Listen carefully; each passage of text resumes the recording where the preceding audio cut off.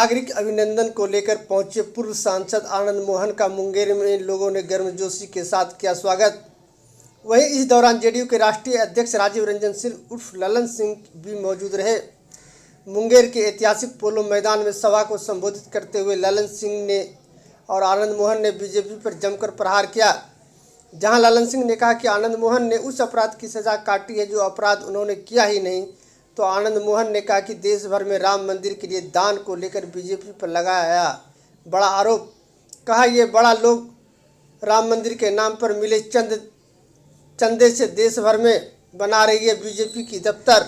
नागरिक अभिनंदन को लेकर मुंगेर पहुंचे पूर्व सांसद आनंद मोहन का मुंगेर में लोगों ने गर्मजोशी के साथ स्वागत किया। वहीं इस दौरान जेडीयू के राष्ट्रीय अध्यक्ष राजीव रंजन सिंह उर्फ ललन सिंह भी मौजूद रहे।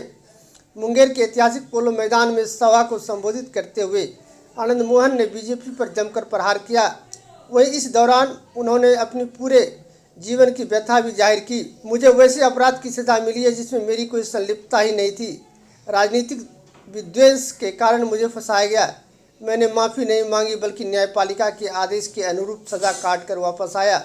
उन्होंने बातों में मान लिया कि आनंद मोहन जी वहां जाकर बैठे जो लोग फंसाया था, जो लोग सजा करवाया था। उन्होंने इसका जवाब देते हुए कहा कि युद्ध और प्यार में सब जायज़ है। ये शब्द मुख्य अतिथि सहित सभी नेताओं उस बयान को भी प्रश्न चिन्ह लगा दिया कि उन्हें अन्य पार्टी ने फंसाया है, क्योंकि वर्तमान में वे महागठबंधन के खेमे में दिख रहे हैं। ये बातें उनके राजनीतिक स्मृति को पूरी तरह पुख्ता करता दिखा। हालांकि वे अपने जीवन की बातों से भटकते हुए भी दिखे।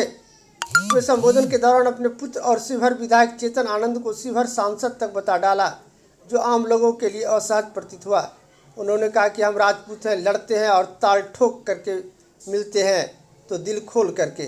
भाजपा पर कटाक्ष करते हुए उन्होंने कहा कि भाजपा वॉशिंग पाउडर वाली पार्टी है, जो उसके साथ होता है उसके सारे पाप धुल जाते हैं। आनंद मोहन को डॉन की संज्ञा दी गई, जबकि आनंद मोहन वो है जिसके हस्ताक्षर से एनडीए का घोषणा पत्र 1999 में लागू होता था।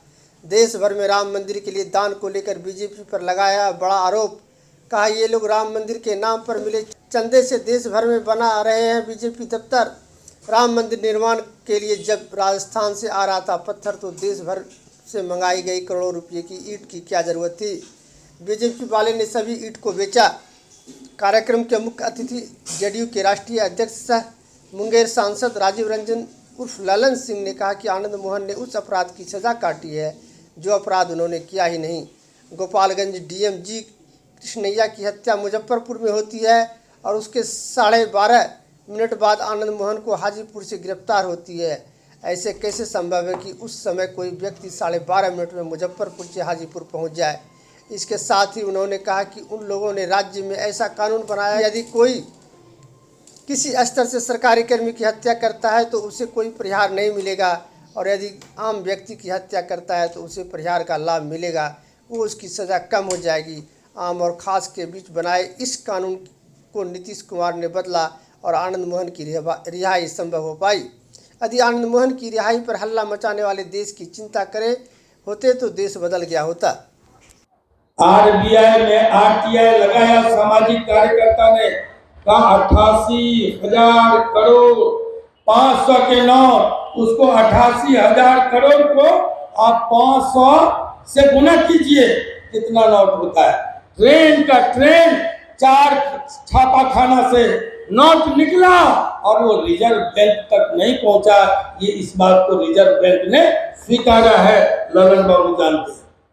ये रुपया कहाँ गया? नोटबंदी में 4,000 से ज्यादा रुपए हम नहीं निकाल सकते थे, हमारे अभिभावक नहीं निकाल सकते थे। राहुल गांधी को जब लाइन में लगना पड़ा तो एक व्यक्ति ने अपनी माँ को भी लाइन में लगा दिया सहानुभूति के लिए, 4,000 रुपया उठाने के लिए।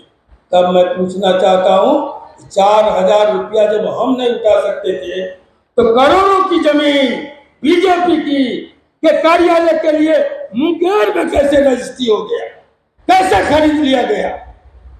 और फिर जब ऑक्सीजन नसीब नहीं होता था हमको, हम एरिया लगन कर मर रहे थे कोरोना काल में, तब ये करोड़ों रुपए के आलीशान इमारत हर जिले में, यहाँ तक कि बाढ़ अगर पुलिस जिला है, नौगछिया अगर पुलिस जिला है, तो वहां भी बीजेपी का कार्यालय कैसे खुल गया, बन गया। ये वही पैसे थे जो आपने श्रद्धापूर्वक दिए थे राम जी के नाम पर। ये वही ईंट है जिससे बीजेपी का कार्यालय बन रहा है। साथियों, आप इन साजिशों को समझिए, सतर्क होइए। अब ठीक कहा, शिकारी आएगा, जाल बिछाएगा, दाना डालेगा, लोभ से इसमें फंसना नहीं। हमारे मित्र ने कहा इसमें लोभ से फंसने की जरूरत नहीं है। बड़े बेईमान लोग, बड़े चालाक लोग आए हैं। आज एक साजिश हो रही है, बाबू साहब लोग बड़ी पागल हैं, भोकट के लठेती कर रहे हैं।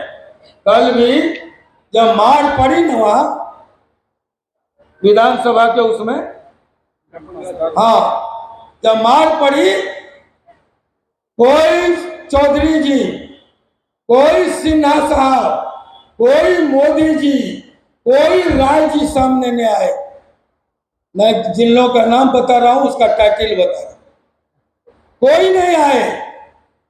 तो जनार्दन सिंह जी को बड़ी मार लगी। किसके नेतृत्व में? कहता है चौकीदार, चौकीदार सजग है। ठीक कहा राहुल गांधी ने कि चौकीदार ही चोर है। इसलिए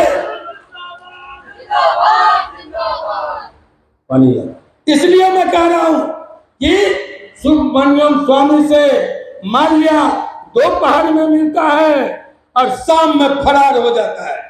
माल्या हो, मेहुल हो, ये नीरव मोदी हो, ललित मोदी हो, ऐसे 26 लोग, जहां गरीब भारत का ये जो 150 करोड़ होने जा रहे हैं, हम 135 करोड़ भारतीयों के खून पसीना की कमाई जहां जमा थी, वो बैंक का बैंक अरबों रुपया लूट के ये लोग विदेश चला गया। ऐसा चौकीदार। साथियों, मैं कह रहा था कि आज मैं 2-3 बात उदाहरण दूंगा। आप लोग धार्मिक भावना में बड़ी बहते हैं, सतर्क रहिए। हमने सुना था, हमने देखा था अपनी आंखों से, कभी लोग निकले थे शिला पूजन के लिए। शिला पूजन के नाम पर 1 नंबर चिमनी का ईटा, उस पर ये पिठार, ये सिंदूर लगा के उसकी पूजा करके लाल कपड़े में लपेट के आता था लोग ट्रैक्टर से शिला मांगने के लिए। मंदिर बनेगा, ईंट दीजिए, उसी के साथ साथ आप अक्षत के रूप में चावल देते थे, ट्रैक्टर का ट्रैक्टर। अक्षत पर आप पैसा फेंकते थे, बरसाते थे। छोड़ दीजिए पैसों का हिसाब। हिंदू महासभा के एक संत ने कहा 1450 करोड़ रुपया भाजपा वालों ने हमारा खा गया। ये कहा, मैं नहीं कहा था, आप कहिएगा कैसेट भेज देंगे। आपने सुना, आपने देखा, ये जो ट्रैक्टर का ट्रैक्टर गांव-गांव से ईंट गया, इस तरह से अरबों ईंट जमा हुए हिंदुस्तान भर के। वो अरबों ईंट कहाँ गया? आप सोचिए, आपको सोचने के लिए कहते हैं। आपसे मेरा सवाल है, ये अरबों ईंट गए कहाँ? जब राजस्थान के 1 नंबर पत्थर से राम मंदिर का निर्माण हो रहा है, तो ये अरबों ईंट कौन खा गए? वो नहीं मिलेगा। नीतीश कुमार जी ने कहा कि भाई ये कौन सा कानून है, ये कौन सा कानून आप लोगों ने बनाया। आज हम ये बात आपको बता रहे हैं इसलिए कि आज उस कानून का में परिवर्तन हो गया। पहले हम आपको नहीं बता सकते। कुमार जी ने कहा कि कौन सा कानून है कि आम आदमी की हत्या होगी तो उसको परिहार मिलेगा, और कोई सरकारी कर्मचारी मिलेगा की हत्या होगी तो उसको परिहार नहीं मिलेगा। ये आम और खास का अंतर नहीं रहेगा। इस कानून को बदलिए और इस कानून को समाप्त करिए। और वो कानून बदला, और जैसे ही वो कानून बदला, उस कानून के बदलने में कोई अकेले आनंद मोहन जी को रिहाई नहीं हुई। कोई अकेले आनंद मोहन जी की रिहाई नहीं हुई। उस कानून के बदलने के बाद जितने लोग उस कानून के दायरे में थे सबों की रिहाई हुई और एक साथ सबों की रिहाई। ये कुछ लोग हल्ला करने लगे, उसके बाद कुछ लोग हल्ला करने लगे, चिल्पम मचाने लगे, जैसा लगता है कितना बड़ा काम हो गया।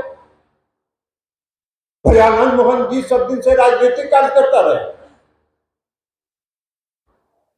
हर पार्टी में रहे, हर पार्टियों के साथ रहे, और जो लोग हल्ला कर रहे थे इनकी रिहाई के बाद उनके साथ गठबंधन में भी आनंद मोहन जी रहे।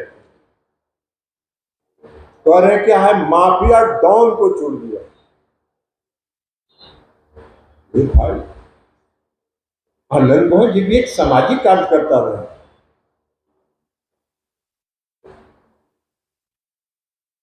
और एक सामाजिक कार्यकर्ता के रूप में जनता के जो इशू हैं, मुद्दे हैं, उनके लिए संघर्ष करते हैं।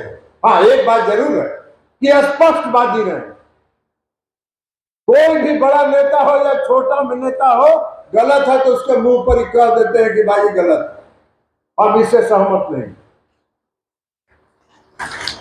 लेकिन ये समाजवादी विचारधारा के साथ रहे, आपके साथ भी गठबंधन में रहे, तो आपके छाती पर काहे सांप लौटने लगा भाई?